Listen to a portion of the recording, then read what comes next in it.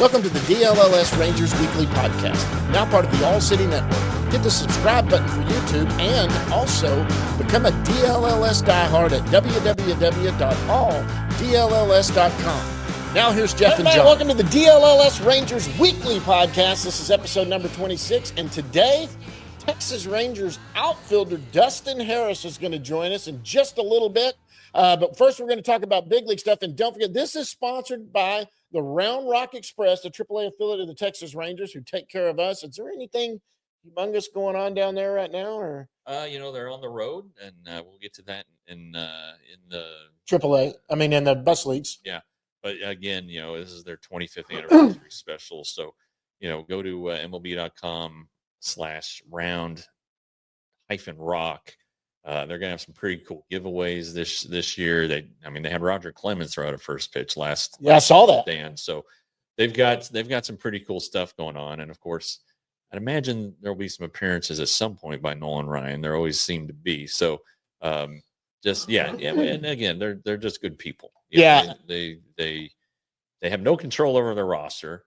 They try to control if they win or lose, but sometimes it's strict pitch counts or strict at bat counts while guys are working their way back, and that's just kind of the way it goes. But they put on a fun show, and it's a real nice ballpark. Oh, it's fantastic! I went there for the first time last year. They were so hospitable. What they did for us, hooked us up last year when we did the show down there. Going to try to get back there again this year. Guys, hit that subscribe button down below. We're up over 2,900 followers now. We want to get up to 5,000. And you know what? After you do that, go over to the DLLS Sports page. They're up over 20,000 now. We want to get that one up to 30,000. So you guys it's free. Hit the subscribe button, hit the like buttons on these, and give us a thumbs up and let us know. That helps us out. It helps DLLS Sports out. We really want that. But we are here to talk about the Texas Rangers weekly podcast. You and John do the daily one. That's right. It was a fun night last night. We were both out there last night. The Rangers swept the Angels. Yeah. They've taken 2 games over first place now. They're up by 2 games over Seattle, who's climbed up into second place now.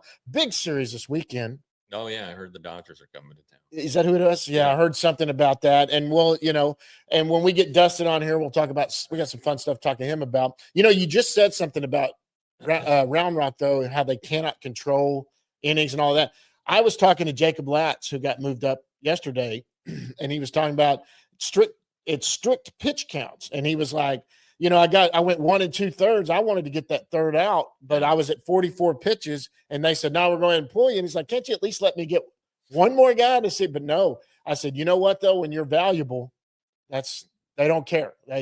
You're at 44, you're done, get out, because they see you helping the big league team. He goes, yeah, it's frustrating, but it does make him feel good because he knows why they're doing that. Watch out for him. Yeah, absolutely. This is going to be a fun series. It has a chance to be, this is the best team ever assembled, apparently. Get to see Yamamoto tonight, Roki Sasaki tomorrow. It hasn't been great. Who's pitching on Sunday for them? Nelson May. No. Glasnow. Tyler Glasnow. I think the last time the Rangers faced him, they beat him, and he was pitching for Tampa Bay. They beat him in that first game of the postseason in 23. Yeah. He's always hurt, but when he's on, he's good. He's good. Yeah. Anyway, so that'll be a good series. DeGrom, Evaldi, and Malley, who's like the best pitcher in baseball for the Rangers. So it should be a good series.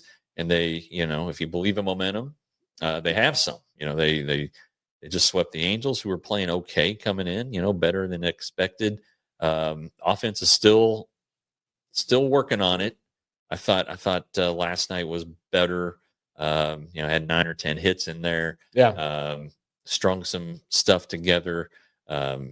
So it feels like some guys are getting hot. Jake Berger, for instance, I think is getting hot. Corey Seager, we know, is getting hot. And the bottom of the lineup is still producing. And that's key, because when these big bats get going at the top, if they're on base, the Rangers are going to score some runs. The problem is they got to get Jock Peterson going. Yeah, that's the one. And you know what? The Ranger fandom is so bipolar that it is crazy. Had if you don't bring up Jock Peterson and maybe they need to sit him, everyone that's out there in fandom thinks they ought to DFA him and send him packing no matter what. I mentioned a couple days ago, and it got a ton of activity on it. Basically, look, they're not going to get rid of Jock Peterson. They're not, and they shouldn't. But is it time to maybe sit him down a couple days? And boy, the people that blew up over that and were just, how dare you even say that? I'm like, look, sometimes your head's just got to get right. Yeah. You know what I mean? It's nothing personal to get Jock Peterson. And you know what? The last two games, especially the first at bats of the last two games, he put together some good at bats. Yeah. And he had a couple last night that he hit one off the bat. I think it was 106 that ended up ground out. He hit one that should have been a single his last at bat. It was a great play by Rengifo there, and ended up getting up and making the throw and barely getting him at first. And then on that one, I was like, man, he just can't buy a hit right now. Yeah, it's tough. And I've said this on the weekly show if you've seen it. It reminds me what's happening reminds me of Ian Desmond in 2016. Ian Desmond signed a deal, and now it wasn't a deal he wanted, but it was after spring training had started. He opened up. He was batting 046 at one point, and Jeff Bannister did give him 2 days off. Then he comes back, and his first at bat, he hits one about 30 feet for an infield single. And next thing you know, he's at the All-Star game batting 320. Yep. So it's going to turn around. But yeah, he does seem out of sorts on some things. I don't know enough about his hitting past, if Right. he's a guy who guesses a lot or what, but there were opportunities for him to drive in runs last night. Didn't happen. Fortunately, in the first inning, Adolis Garcia followed up with a sacrifice fly, but Bruce Bochy said he's going to stick with them. They're going to ride it out, and he doesn't play against left-handers, so it's not like he's an everyday player, but he is going to play all weekend, I would assume. Now he may be due for a day off. You never know. If Josh Smith is healthy, if Wyatt Langford comes back, and then you've got our guest Dustin Harris, who is smoking hot at the plate right now. So it's hard to ignore what he's not just his hits. If you believe in riding the hot hand, then and Bochy does. Maybe you find a way to get Dustin Harris on the field, but it'll be hard because again, Langford, it appears, will be back Saturday, first day he's eligible, and then Josh Smith's thumb apparently is good to go after he basically hit a ground ball off his thumb in Seattle. And it's been kind of a weird deal because Tuesday he was out of lineup and Bochy's like, he just needs another day. Wednesday was in the lineup because no, needs another day. Then yesterday he's like, he needs another day. So then you start to wonder, is this an IL situation? At some point, with 10 days, you can backdate it. I think 3, with an off day. You could get him back for the Giant series next weekend. So right. I don't know what will happen there, but there are good bats that are about to be added back to the lineup, and so that's gonna Wyatt Langford's gonna bat third. So Jock Peterson may drop in the order a little bit. Maybe that helps him out. Not sure, but it does stand out, and it's taken a little bit of the attention away from Simeon, who's had more productive at bats lately. Still looking forward there at the leadoff hole. Seager's hot. Seager has found it. Don't have to worry. It's up over 300 now, and he's sitting. Garcia's doing. Garcia had a slump there. That again, maybe he was overshadowed by the concerns about the leadoff hitter and Peterson, but and Berger for that matter. But now Berger's kind of heating up. So they're starting to find it, and I know we said this last year. Oh, this team's going to hit. Don't worry about it. I still believe that. Bruce Bochy believes that. Chris Young believes that. And if they don't believe it, if they start to see something going sideways, then they'll make a change. That's just what they do. Chris Young is big on that. Look, this is, and Bochy has said it multiple times. This is a production sport. You have to produce. This is a results oriented. Yes. This is a results oriented business that we live in. So, and the thing about this lineup, if you look at the lineup all the way, I mean, we're talking Jake Berger and Josh Young are down in the bottom of this lineup right now. With Young batted a little higher in the lineup the last couple nights, but at one point he was hitting like 6th or 7th, and Berger's been down in the 7 role. Down at the bottom too, and Higgy's been down there, and then Tavares, of course, who is playing more than because of injuries, down there too. This lineup can be dangerous, even if they're not hitting. I mean, you can't. Eventually, if you think, well, I'm just going to challenge Jock Peterson, I'm just going to keep challenging because he can't hit. Eventually, he's going to hit it. If you're going to bring it over the plate and make a mistake, eventually, when he finds his groove, that's a dangerous guy. He can hit the ball a long way. Yeah, and it's just all, they found the combination they wanted in spring training, and Jock had a good spring. He did had a good spring team in home runs, and he didn't get a lot of other hits, so maybe that was a telling thing. But he did show the power a little bit there.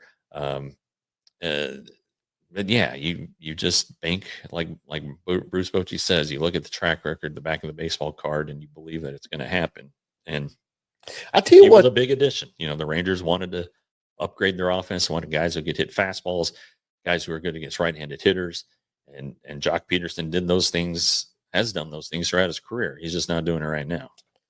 And I give credit where credit's due. It's so easy if you're in a slump like this to be a downer or whatever. He seems to have still a good attitude in the clubhouse. You see him with the guys.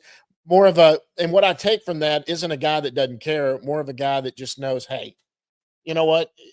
When you're on a funk, you're on a funk. I'm going to come out of this. I'm not worried about it. You know what I'm saying? That's kind of the attitude you see. He's not, he'll talk to anybody. He's not afraid to, He doesn't duck anyone, because I've been in a bad mood, not want to talk to my wife or whoever when things aren't going well. So I tell you, at least see that. I want to see Jock Peterson. Look, this lineup's better with Jock Peterson being Jock Peterson that we know back in there. But it's hard to ignore our guest who's going to come on in a little bit and what he's done since being here. Now, he's here. He's been a week. He's hot.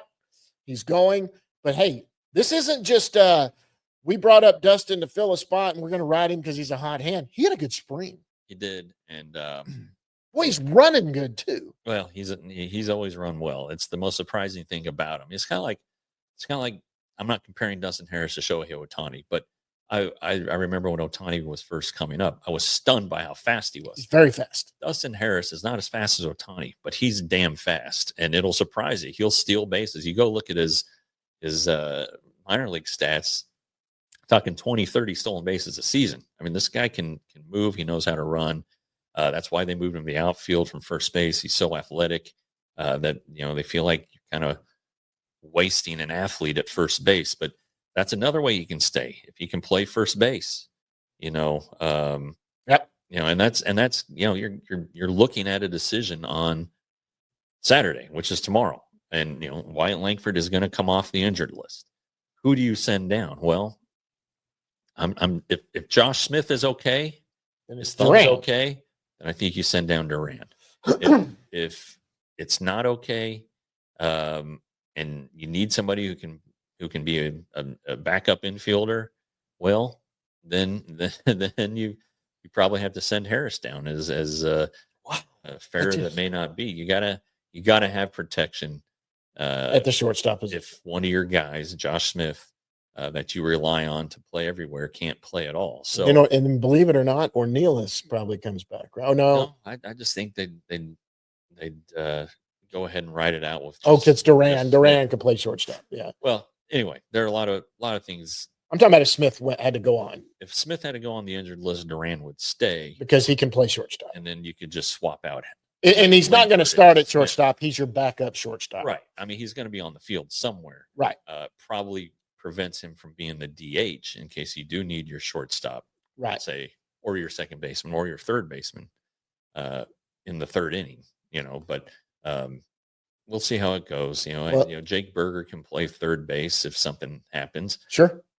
Dustin Harris can play first base if something happens. Sure. And people forget about this, and the Rangers don't want him to do this, but Marcus Semien can play shortstop. Yep, that's true. So there are some ways to get around it, but if the Smith thing is a concern, then I think Harris is going to be the guy that gets sent down, despite his performance here, just because they gotta have a insurance in the infield in case something were to happen.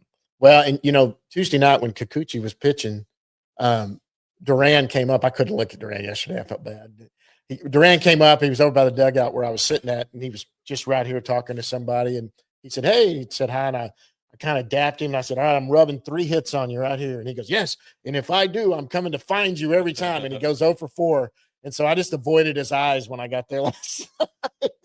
And I didn't want anything, you curse me or something like that. But He probably laughed. oh, he laughed it off. I know they don't believe in that crap, but I mean, he would have if he'd gone 3 for 3 with a home run. He'd have probably found me and said, "Hey," yeah, he does seem that if Josh Smith is healthy and doesn't go on the IL, Durant certainly seems like the guy that Harris has earned the right to be here. Yeah, again, it's a performance-based industry. Yep. And what have you done for me lately? Well, but also in Durant's case, what's best for him long term? Yeah, he gets every day at bats. He gets every day at bats. When that's happened, he's got hot. He's been good. 2023, he played every day, and by golly, he was pretty good there. He got hot. Yeah, he got hot, and he helped this team along during that stretch when Corey was out during the World Series. There's no doubt about it. And that's a guy that goes down there and gets hot, and he's on the 40 man. He can come up. Boy, if somehow they could get, when Berger got hit last night, that sounded horrible, the noise it made. Yeah. And the first thing I thought, and he's not, and the problem being, again, is that he's not on the 40 man, but I'm like, is this an opportunity for Krim? Yeah. Is this something where he cracked something there? Thank goodness it wasn't. In fact, he ended up, there's some kind of it hit a bracelet on his wrist. He had been wearing a bracelet. He did a podcast with a gal in Chicago who has Down syndrome. For Down syndrome, right? And so he was on the show with her, and talking about his daughter Penelope, and his mom, the gal's mom, makes these bracelets. Well, she gave one to Jake, and he's been wearing it. That's awesome. And it got hit. Cool. And it got hit. He says, "Well, maybe that's what saved me from being hurt." So absolutely, he's going to try to get another one rushed to him in the mail. Yeah, and be a good luck charm. But crazy things happen, and it's pretty funny. But and I'm a big fan of. I'm not a fan of the affliction itself, but Down syndrome, though, they're just the most loving, fun people. And I saw Peterson's brother. Yeah, Champ's here, and they got him. Boy, they have him working. He was running around. Champ's got a good looking goatee. Yeah, he does. I don't think I've ever grown one like that. But the story yesterday was Rocker. Yeah. Oh my gosh. It was a big start for him, and because Corbin is pitching well, and Leiter's about to come back, and so you're going to have 6 starters for 5 spots, and I really think another Rocky one would have led to Komar. I didn't mean to say Rocky and Rocker, but would have led to the Rangers sending him to AAA. I really do. He's had 4 starts. All right, 2 good, 2 bad. But really the good one, it was 1 run in 5 innings against the Rays, but he didn't strike anybody out. He also didn't walk anybody, but right. His stuff still wasn't there. Last night his slider the slider was really, really good. I thought the fastball command could have been better, but I think it got better as the game went along. Ended up with 8 strikeouts, didn't walk anybody. 78 pitches in 7 innings. That's awfully good. That's managing yourself there. Yeah, that's pretty good. And then really the Angels scored twice in the 5th, right? Or maybe it was the 5th. And Josh Young, arguably could have made 2 plays that ended up going for hits. Well, one went for a hit. The other was initially ruled a hit, but it was a fielder's choice. Right. And with his throw was late to second. Good hustle by Tim Anderson to beat it out. Rocker made the pitch. That's more important. Yeah. So he's made some pitches. And again, the thing that was always said about him when coming out of Vanderbilt was, he's a big game guy. He's a competitor. When the lights go on, he's a different guy. And I know it was only April 17th, but it was a big start for him. And he came out and performed. So he looked like what they drafted. He looked like this top of he looked good, and it can be better. That's just it. So I think he's going to stay in the rotation. So Burns, you think Corbin? Not Burns. Patrick. Patrick Corbin. Yeah, Patrick Corbin. You think he ends up going to the bullpen then? I do. Yeah. He has been what an under the radar signing. He has been fantastic. Well, you really have to. You still have to preserve your starting pitching depth. Right. And he can't go to the minors. I know he came from the minors, but he had to agree to go there, and it made sense because he needed to work on some. Sure. Yeah. Stretched out. That was easy for him to agree to that. Yeah. But now he's such a veteran that if they have to get his permission, and I don't think he would take it. Not now. Because he's pitching well, and I'm sure another team would sign him. The Rangers know that. Right. And so they have to find a way to preserve their rotational depth. That would be Rocker. You could send down Rocker or Leiter. I don't think that's going to happen. Right. So you put Corbin in the bullpen. Maybe you Latz gets the option Latz. You try to keep Caleb Bosley in there and try to keep him stretched out because he can start games for you if it gets that bad. Well, this team has some depth. And Gray and Bradford are trending the right way. They're still a couple months away though. Sure. So you can't just say, Patrick, thanks for coming. No, really you're not there yet. Yeah. Yeah. He needs to stay on this club and be able to help out. And so I think that's what's going to happen. I think Rocker, he's so enticing, it's like, oh man, that's the good stuff. Yeah. And I get it. But the key now is, can he do it again? You can't have the one up, one down. It needs to be 2 or 3 in a row good, and then maybe a stinker. Right. It needs to be a lot more consistent, not a little more consistent. It needs to be a lot more consistent. And again, he came into spring training like way behind. Right. And by behind, because it started to come out later in camp, because Chris Young and Bruce Bochy said, oh yeah, he came to camp behind. Well, what was wrong with him? Was he hurt? Was he sick? Did he spend the offseason partying? So it turns out that he was working on a conditioning program more so than working on his mechanics. And so when he got to spring training, the thought was he was 3 weeks behind where he needed to be. So when he finished the spring pretty good. He had that decent start against the Rockies. Not that the Rockies are the 27 Yankees. Right. And then he faced the Royals minor leaguers that last exhibition game and was good because he was just overwhelming them. Yeah. But it wasn't like a clean outing. He had some walks in there. So he's still working on it. I think he found the shape for a slider. So that's what he said last night. That's huge. Now it's just doing it again. And, again, his next start would probably be on Wednesday, I would guess, at Sacramento, because Leiter, if he doesn't make a rehab start, would pitch Tuesday there. Corbin could pitch Tuesday. Sure. And then they make Leiter go out to Frisco and throw a few innings, or whoever's at home. I guess Round Rock would be at home. Yeah. Anyway. Yeah. Whatever it is.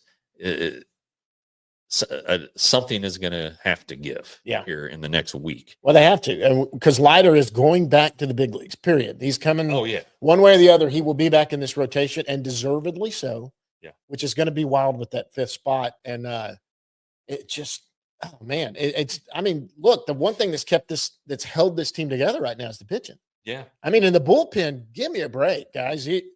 Everybody talked about we should have signed this closer, and why didn't they go and get Robertson still sitting out there and nobody signed him yet? And they're like, why haven't we gotten, and then look what they're doing right now. Yeah, it's just been fantastic. You can't argue with it. It's got to last, of course, and I don't know. There's no real indication that it won't. These are veteran guys who are doing things. The Chris Martin pitched last night, which is big because it's huge. He had been dealing with a hip thing, right? A hip/back.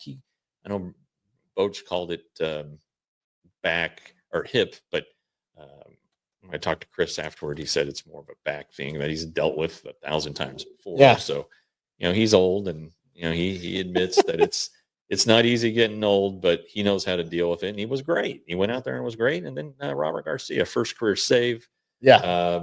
And and he looked good. He threw strikes last night too. Yeah. It's interesting. They went with Martin there in the 8th. He's the guy, that he's going to be like Robertson was last year. Yeah. And I know that Kirby Yates had the 33 saves and the fabulous ERA and all that stuff, but David Robertson did a lot of dirty work to help Yates out last year. He sure did. It looks like that's going to be the guy. And that's who Chris Martin is. And there's nothing wrong with that. And he doesn't mind. He just wants to go out there and get outs. Well, you brought up something interesting yesterday, and before we get out here, we're gonna need to get Dustin in here in just a second. And you were getting up to go get something, and we're sitting there. It was before the game. We're sitting there watching the MLB Network, and all of a sudden, Jeff's tweet comes up on MLB Network. I did not realize that Patrick Corbin got bit by a spider. Yeah. That was so weird. It was like he was 50-50 that he even was going to start Tuesday night. Yeah. So it turned out it was Monday. Bruce Bochy we're just talking in the media session. He goes, "Oh, did you hear about the bite?" Like, what are you talking about? The bite. He goes, "Oh, you guys don't know?" I was like, "No." He said, "Yeah, apparently Patrick Corbin was bitten by a spider and came into came to the field Wednesday hobbling." And they were like, "Man, he may not start." It's like a 50-50 proposition. I talked to Corbin afterward. He had his boys with him. So I saw him. Yeah, he came in right at the end. We didn't really have a chance to talk on the record or an extended interview, but he said, yeah, he had the family. His wife had that baby in late March, and so the whole family was there. Joined him in Texas for the first day on the off day, and he's out cooking in the backyard and got bit. And he felt it, of course, at the time, and but was okay Tuesday, and then the venom or something came in, and it grabbed hold of him. It was his right foot. It was taped last night. But he's kind of laughing about it now. Turns out he's living in Max Scherzer's house because they were teammates with the Nationals and know each other. So, and Scherzer, Scherzer maybe hasn't paid the exterminator here lately, but not a very good landlord. If this turns into a career ender, I'm suing. I'm suing Portman, but my landlord. Yeah. But anyway, pretty interesting side note and funny side note. Yeah. All right. Well, let's get Dustin in here. We'll get Dustin in here, guys. Dustin Harris, who was 2 for 4 last night. I'm so glad he had a good night last night. He had agreed to come on, and you don't want to bring the guy on that goes 0 for 4 with 3 strikeouts or something like that. Yeah, that would never be fun. But boy, he hit the ball good last night, and it was good to see him do that. Guys, right after this, Texas Rangers outfielder Dustin Harris. All right, guys, and joining us right now is Texas Rangers outfielder Dustin Harris. Big night last night, went 2 for 4. We know you guys have a busy schedule, Dustin, and you stopping down to come on, we really appreciate it. You've been a frequent guest, but now you're a big leaguer. Congrats, man, and thanks for joining us. Thank you. I appreciate it. I appreciate you guys having me on. It's always a pleasure talking to you. I thought you should have been 3 for 4 except Mike Trout ran that ball down. I thought that was pretty good play by him, considering he's never played the position. But you're hitting the ball hard, and I talked to you about it in spring training. And after Donnie Ecker mentioned that, oh yeah, he's just added 4 miles per hour to his swing. Can you talk about how you did it? You said you used weighted bats. How did you A, stumble upon this plan, and B, make it work? Yeah, so Cody Atkinson and I got to talking and put together this kind of overload, underload bat training plan, and it was a few week long plan, and started with the bats range from drop 4 to +4, so -4 ounces, so 33.5. -4 to all the way overload +4, and we just different shapes off the machines and just kind of treated it like a workout session other than like BP, and just really did that, and just it seems to have worked. I mean, the numbers in spring training, they said, I don't really know, but they said my swing was harder or whatever, faster, and balls were coming off harder. So I just try to focus on barreling the ball, and just, physical stuff will take over. What is it exhausting to swing a bat that's 4 ounces heavier? I mean, do you like, God dang, this thing's heavy? Do you notice it? Yeah, absolutely. But also with the heavier bats, I feel like it cleans up path and stuff. You can't you get exposed if you have too long of moves or something. You just got to be direct to the ball, and just I think that cleans up the swing in itself. That's interesting. Yeah. That's Yeah, cool. no, with a 12-year-old son, I'm now learning about the drops. The drop, he's got a drop 10, but he switched to a drop 8 because at 13 you got to go to a drop 8. Yeah, So, they keep lowering it the higher you get. that's right. So what is your normal bat size, length, and weight? My normal bat size is a 33 and a half, 31 and a half. Okay. So which one was the weight? 31 and a half. 31 and a half ounces, yes. Okay. All right. Yes. All right. So that's is that average? Do you know what the other guys are swinging? Yeah, I think it ranges from anywhere. Some guys go like drop 1 to, I think the most you can do is -3 ounces. So 33, 30 or something. What's the biggest bat you're aware of? Just like, I guess even like a 33, 33 or something. Oh, okay. All right. I don't know. Yeah. I always heard that Josh Hamilton used a giant bat, but I don't know. That might be part of the Josh Hamilton folk story. You know, he's like this Paul Bunyan weird giant guy who had all Strong these weird dude. things going on, but apparently he was strong as Paul Bunyan and just anyway. There's a pretty good story about him that a couple people backed up, and Ian Kinsler tells it. They were in spring training, Josh's first spring. So this is 2009. And You were very young. and so Michael and Ian are in the old weight room in spring training and bench pressing 245 pounds, which, you know, is not light. And they're just trying to do it twice, though. So they get it up, and Josh kind of stumbles in and like flip flops and looks like he just woke up. And they're like, "Hey, Josh, you want to work in?" And he goes, "Oh, yeah, okay, fine." So he goes over and just crushes 12, like it's 45 pounds. Just like it's a bangs them combine. up and then racks the weight and says, "All right," and walks out. I mean, there's just these crazy stories about Josh Hamilton. Yeah, that that's are freakish. hilarious. Yeah, it is. It was freakish. So, anyway, obviously you're pleased with how things are going with this new swing and some of the muscle you put on. How good do you feel at the plate? I mean, I feel real good. I feel kind of like myself. I mean, when I'm going good, I'd like to think that way. I mean, not necessarily feeling good, but feel more so like me. And yeah, no, I feel good. I feel like I'm seeing the ball well, feel comfortable, and just trying to get my swing off. How much did it help that you debuted last year? You came up, you got your first at bat out of the way, you got your first home run out of the way. Did that make it easier when you got called up last week? Yeah, I definitely think that has a role. I think just like getting some of the first out of the way last year, and just those emotions and stuff. And now this year, it's more able to just show up to the field and just play ball, just have a good time. Yeah, it's like no big deal.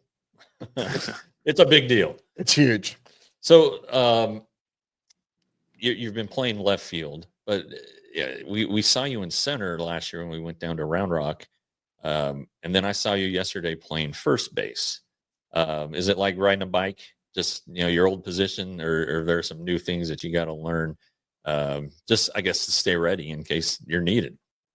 Yeah, so in the infield, I mean, in the off season, honestly, that's where I do a lot of my defensive work, just because my brother is an infielder with the Cardinals organization. So we go out there, I take ground balls with him all the time. So just kind of try to stay sharp that way. But no, I feel good in the dirt, feel good out in the outfield, everything. Feel good. Yeah, I mean, I've always kind of I've always kept that in my back pocket. I'm sure you keep in your back pocket too, but you know, because I'm trying to find a way to get you to stay in the major leagues here, Dustin. And I'm like, he should be the back. He should at least play some first base. I think you know, you did it a lot in the minors, and we're decent at it. You're just so athletic that they feel like it's a waste to put you at first base. But just the more versatility. Boach said they're not going to try you at third, though. He said, he's played some third, but we're not going to try him over there. But how important is it for you to be versatile like that? Extremely, especially in this lineup. I mean, it's deep as all get out. So the more the more opportunity to have just cracking the lineup, just playing anywhere in the field, I feel like is just good for me. Just being able to be Yeah. versatile, like you said. Yeah. How do you look at it? I mean, you're a young guy, and like you just said, and organization's pretty deep and pretty stacked with guys and all stars and such. And how do you view where you're at in your career right now? Are you just waiting for any opportunity? How do you look at it? Yeah, I mean, I'm just trying to stay grounded, stay where my feet are, and just kind of take it day by day. I mean, while I'm up here, just try to learn from the guys who are around me, the all stars, the guys who have been doing it for a long time, and just yeah, try not to think too much into the future and just try to win every day. So as a left-handed hitter, who is it? Who do you talk to the most about hitting on the Rangers roster? Um, I think for me, it's more so just visual, like watching them. I don't like to get too mechanical and talk too much about hitting. It's hard enough. Everybody has their own thing. But no, just watching just how he goes about his business and just his moves and stuff, and just yeah, just try to take what I want from that and just make stuff my own. Sorry, guys, we had a technical difficulty there for 1 second. We're right back at it. Going. Yeah. So what you were talking about, how you don't talk a lot about hitting, you just watch and observe. So who have you watched? You said Corey, but who like throughout every step of the way have you tried to emulate? Did you have a favorite player growing up, or somebody on your teams in the past that you're like, hey, I like the way he moves or does things? Yeah, so no, growing up, it was just I don't think I ever really tried to mimic someone or anything. I'd watch David Ortiz. He was one of my favorite hitters, and then Ichiro Suzuki. So two completely different types of hitters, but Yeah. I thought they both stood out to me. I liked watching them a lot. But as you told us, when you were in high school, you never hit a home run. So you probably had to slap it around a little bit like Ichiro. I don't know why you remember that. You don't have to remember that. Well, because it's amazing. Because you're like this giant man now. And like you said, you weighed like 150 pounds in high school. Yeah, no, I Like was second small. base. I Well, was now small. see, him and I both weighed about 150 pounds in high school. Now we weigh, what do you weigh, about 220, somewhere in there right now? 220, 225. Yeah, see, we're about the same height now, but we're just wearing it different. Good night. Yeah, that's the purpose. Side by side, healthy 225 and unhealthy 225. Yeah, we're gonna have to do that one. Yeah. Yeah. Okay. Well, we're John always asks some lighter questions about you. We've been through everything, I remember this stuff. I remember you not hitting home runs. So Well, it's funny when he got called up, I went over and Jeff and I talk about this all the time. It's kind of the closest until maybe Henry one day, hopefully. But until then, it's kind of closest we've come to seeing like a son or somebody make the big leagues, because we've been talking to you for years now since you've come up in the minor leagues. So we're all excited for you. My question is, now that you're this big leaguer, you've been up here hanging with these guys, and people forget, we've talked about this in spring training. You did not get sent down to the very end. I mean, that was very noticeable that you stayed in spring training big league camp when everyone else got moved out. You stayed. So I think you had a chance to make this team coming out of spring, because you had a great spring training. So tell me, you've gotten to know these guys now, your teammates, you're learning more and more about them. Who have you bonded with anybody that kind of become good buddies with somebody here at the big league level? Yeah, I mean, a few of the guys just coming up, like already buddies with like Leiter and Wyatt, or next to each other in the locker room. But other than that, like the older guys, like Simeon, he's Marcus has talked to me a lot. He's been a good kind of like a mentor while I've been here. He's shown me the ropes. And then Kevin Pillar, we've been just working in the outfield a little bit. Just he's been showing me a few things out there. That's a great resource. I feel like he's one of the best to do it out there. So as much as I can take from him, I'm gonna try to soak it in. yeah, I mean he was a Gold Glover. He saw him play maybe the other night. Just left field. That was just ran nasty. it down like he's been out there his whole life. He's an interesting guy. You know, we watched him from afar earlier in his career because he was with the Blue Jays, and he was. You should look up the Rougned Odor Jose Batista fight. Look it up on YouTube and watch it. And Was he in there? And try to zero in on Kevin Pillar. He's not hard to miss. Boy, he was fired up. He was the first guy to fly over to Rougned Odor after they got separated. Here comes Pillar over the top. He was going after Odor. Yeah, but I'm gonna have to check that out.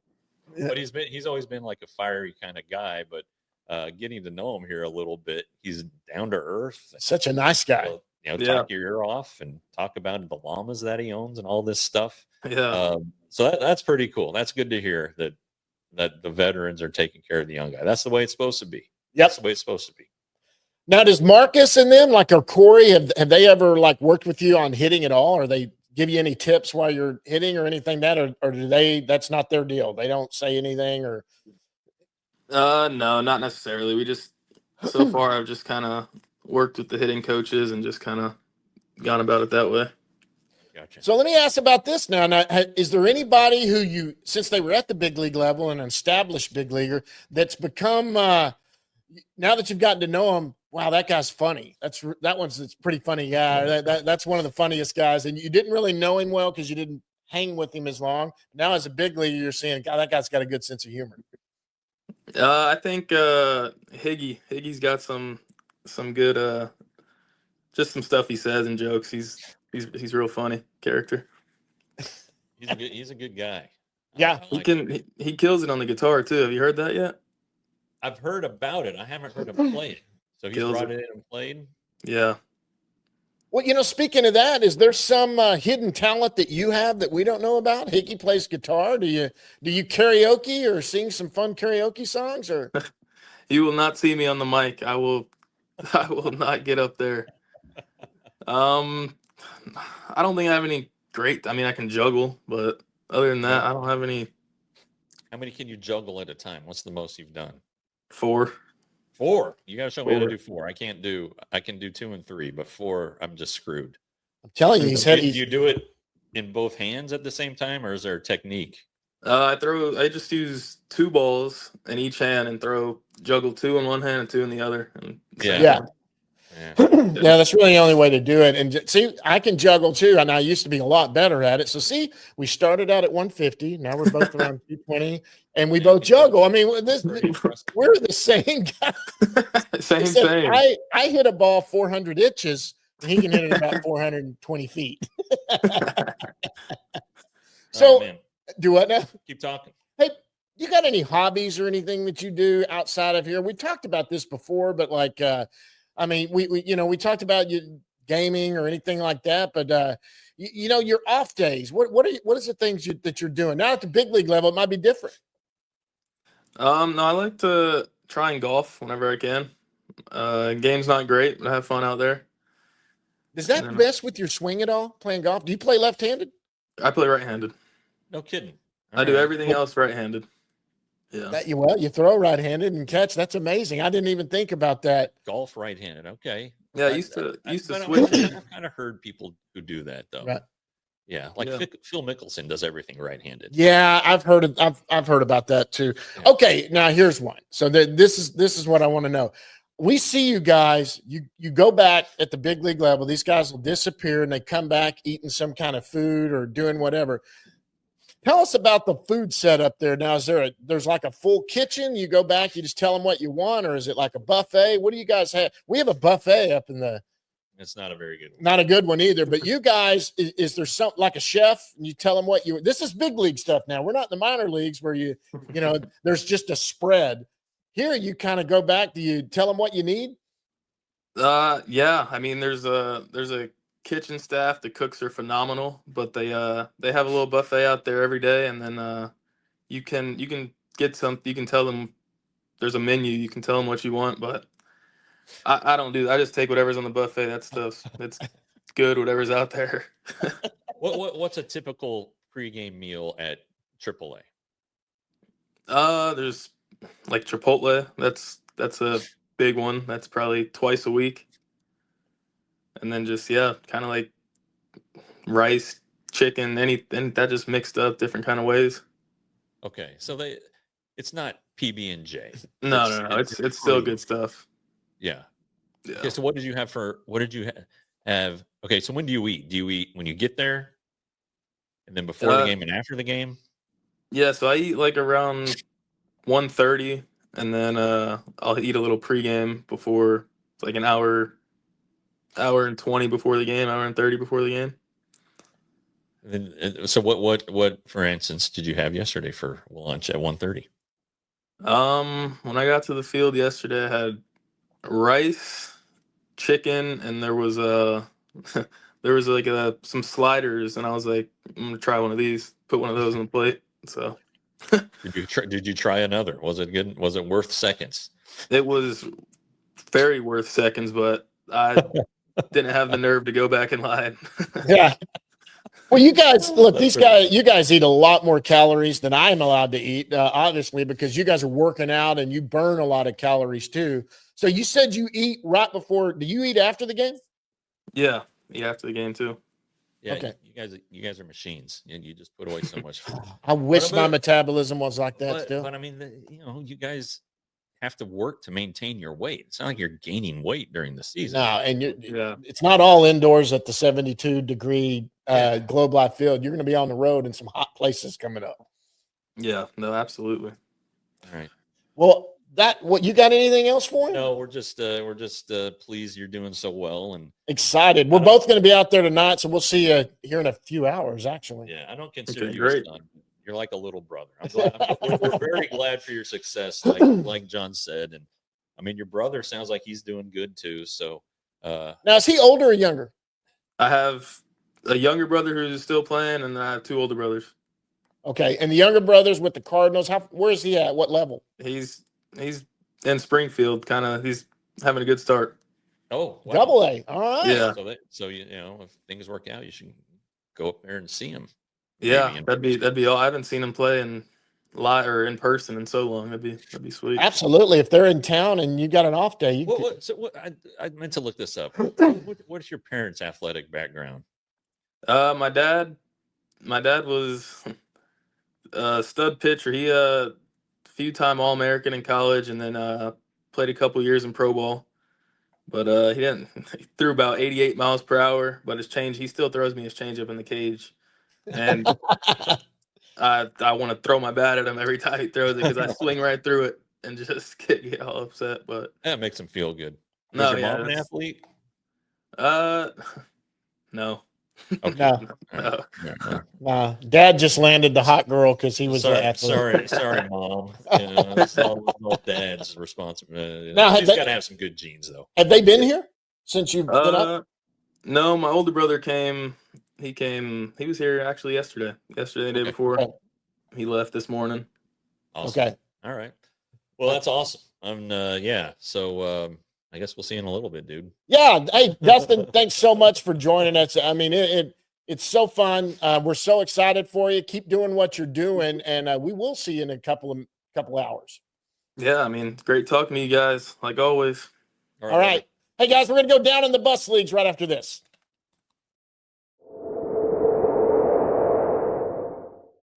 All right, guys, it's time to go down in the bus league since all the teams in minor leagues are now playing. Now we're just going to touch on, I know you've been doing the daily recap. When Jeff's here and we do our weekly show, there is going to be no daily recap. We're just going to kind of recap it together here. We're going to start at AAA level and bring it down all the way to Hickory, which is the low A division, until DSL, the Dominican team, starts playing, and the ACL starts playing their games, which we got to look to go that. Let's start out at AAA Round Rock. They beat Reno last night 7-2. They're 9-9, and their record is they're in second place in the Pacific Coast League. Some notes on that. He's not the offensive player of the game, but Blaine Krim hit his fourth home run last night. He's still hitting 357 with a 1.059 OPS. The offensive player of the game last night was Tucker Barnhart, who went 3 for 4 with a home run and a double. He came here on a minor league deal, right? Yeah, I mean, the guy's won 2 Gold Gloves. He's just never been able to really hit, and it's kind of shown for the last couple of years. But I mean, if something happens to a Rangers catcher, they've got a pretty good option because Yeah. Tucker Barnhart can play. Yep, absolutely. Pitcher of the game was Dane Dunning, a name we haven't really discussed in a while, but he went 5 1/3 innings, gave up 2 earned runs, and struck out 5. Dane still got a pretty high ERA down there, but hey, It's early. He's only thrown 14, 15 innings, so yeah, that the longer he pitches, and Reno's a hell of a tough place to pitch. It's one of the toughest places to pitch on the planet. Just the elevation there is probably around 3,000 to 4,000 feet, so the ball goes a little bit further. You see a lot of high scoring runs there, games there rather. So good for Dane. I think the Rangers still have hope that he can do something at some point.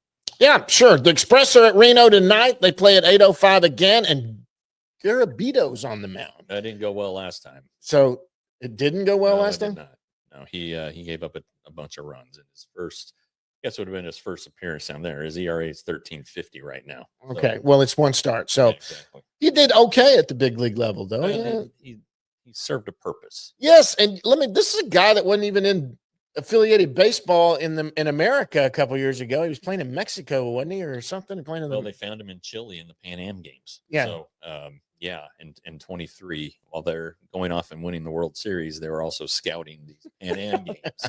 So somebody had sent video or something like that, and the Rangers checked it out. And you know what? He always seemed like a guy that when they were done with him at the big league level, they were going to DFA him. They did not. That's somebody that it's a miracle. They're keeping him as depth. They see something kind of the way they must did. Have pictures of somebody. Yep, that's absolutely. Double-A Frisco. We go down to Frisco now. They beat Amarillo last night 5-3, 9-3 record for Double-A with Carlos down there. Once again, they're first in the Texas League. A note, last night, Texas Ranger left fielder Wyatt Langford had a rehab. He DH'd last night. He went 1 for 3 in his first at bat. He just decided to show everybody why he's a big leaguer. Yeah, hit a little home run there to left, and I think they send these guys out on rehab, especially these younger guys, just to make sure they knock the rust off. If it was Corey Seager, he wouldn't have gone on a rehab. No, not for missing a week. No. So I think he's going to play the outfield tonight, and then he'll be in the Rangers lineup Saturday. Yeah. That's right.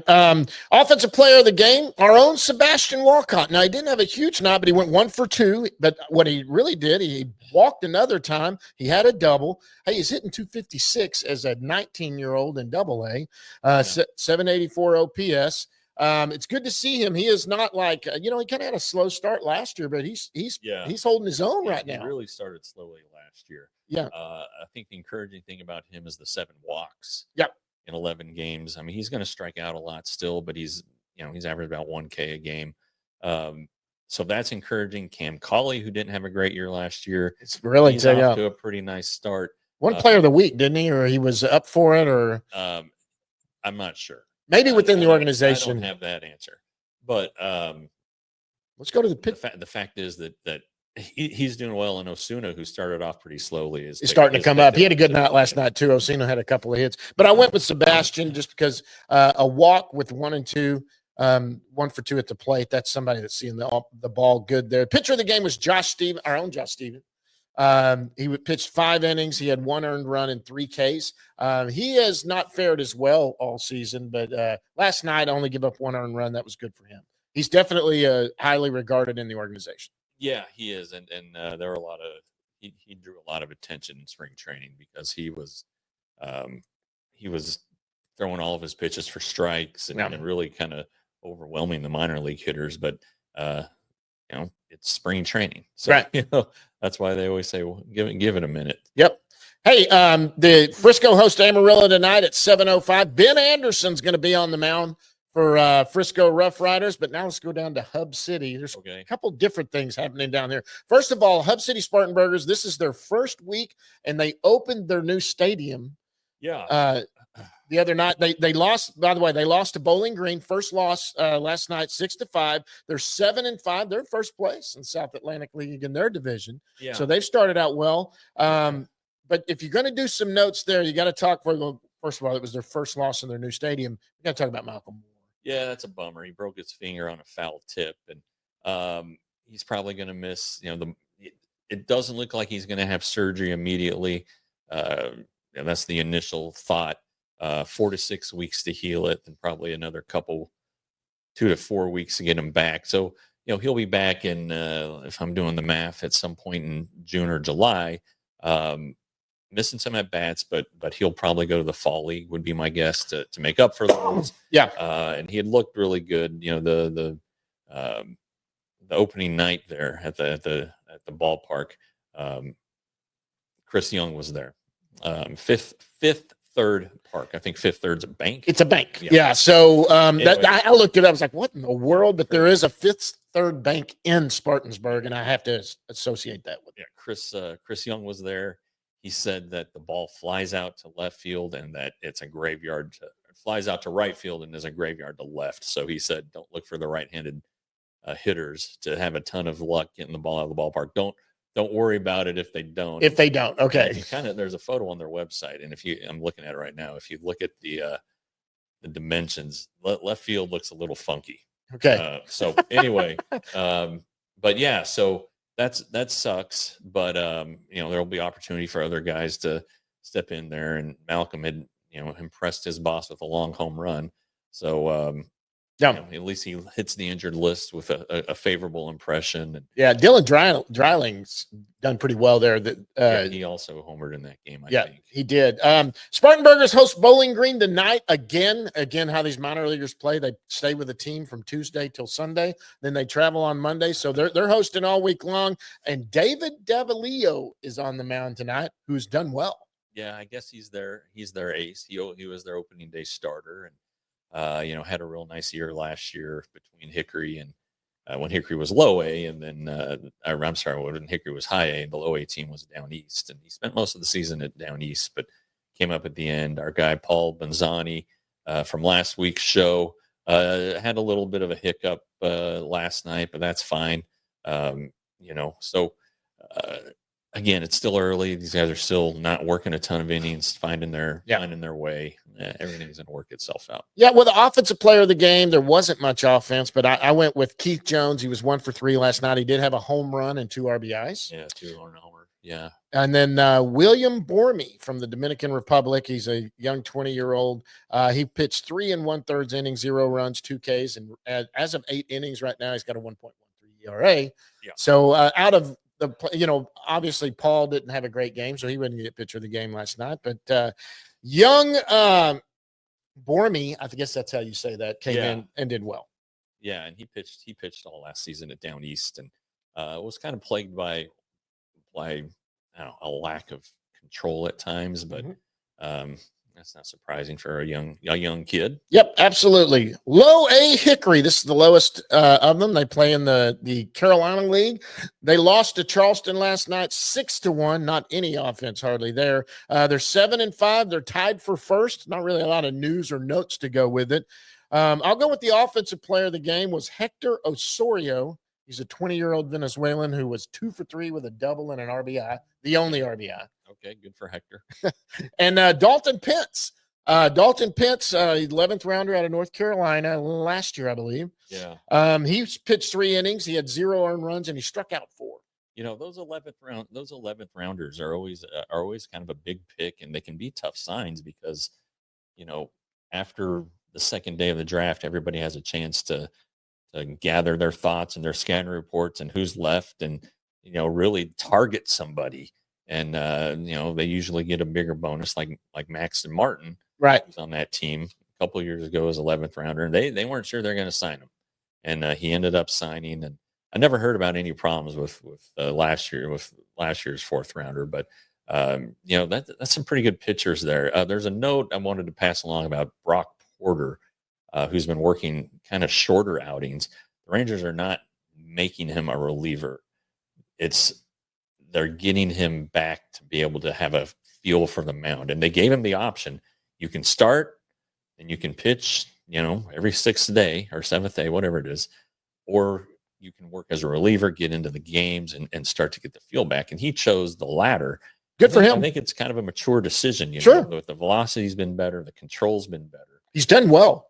He has done well. So, and he was such a big deal when they did sign him because it was the Rocker Porter draft. Exactly. And so that's kind of a positive, some positive news for a guy that was basically didn't pitch competitively last year. Right.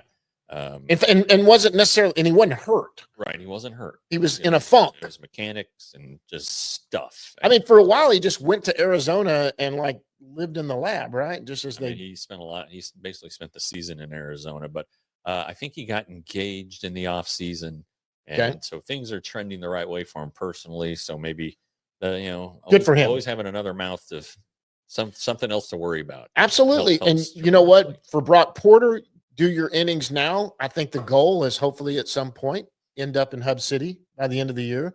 Don't be thinking about AA, AAA. You go up one division, one level, keep going. That's an improvement.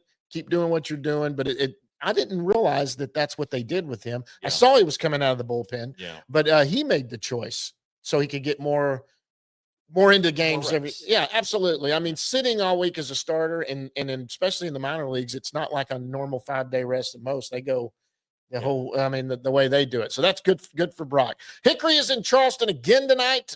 Mason Molina gets the start. For those that don't remember, he was part of the Grant Anderson trade. Came over from the Brewers, right? Yeah, left-hander. Pitched Oklahoma. Am I making that up? He pitched at a Arkansas. He pitched at a noteworthy college. Okay. And so he's probably a little more advanced. At low A, yeah. Yeah. And it was Arkansas. Yes. Okay. Hey guys, that's going to wind it down for us. Big thanks to Dustin Harris, big league outfielder Dustin Harris that joined us today. It was fun talking to him. We're going to be out there tonight. A reminder, it is Jacob deGrom night, and he's pitching against Yamamoto tonight, right? Yamamoto should be a good one. The pitching this series lines up real nicely, as we talked about earlier. So it's going to be a fun one. Yeah. I don't know if you're going to be able to get tickets, but if you can, grab them and get out there. And I heard Rich Rice talking about it last night. I think our press box is going to be pretty full too. Yeah, it is going to be full. those three Japanese players will pack the press box. That's great. I know guys, them all from most of them from the days of Darvish days. And they're great. Hey guys, we're going to be out there tonight too. So, message us, DM us, do whatever. I'll try to get out if I can and come say hi. Jeff will be nonstop at what we're doing though. But thanks for everyone for that one. Thanks to Dustin Harris. For Jeff Wilson, I'm John Moore. And guys, until next time, we'll see you at the yard.